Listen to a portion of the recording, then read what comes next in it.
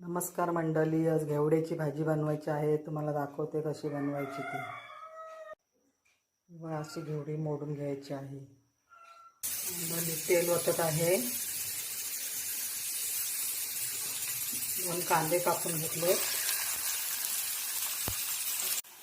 कांदा लाल झालाय, कढीपत्ता टाकायचा आहे, थोडे हळद, मसाला, चवीपुरता मीठ घालायचं आहे। आणि घेवडी आपण उकडून घेतलेली आहे, उकडून पेलून घेतले।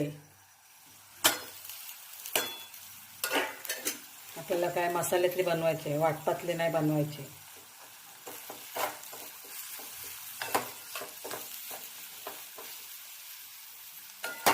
असे हलवून घ्यायचे आहे सगळे।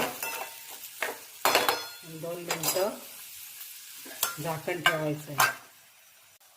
2 मिनिटं झालेले आहेत, झाकण काढूया।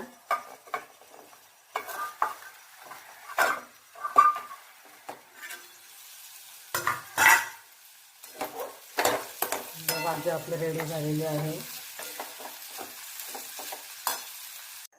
बघा, भाजी आपली रेडी झाली आहे। तुम्ही पण करून बघा, खाऊन बघा आणि कमेंटमध्ये मला सांगा।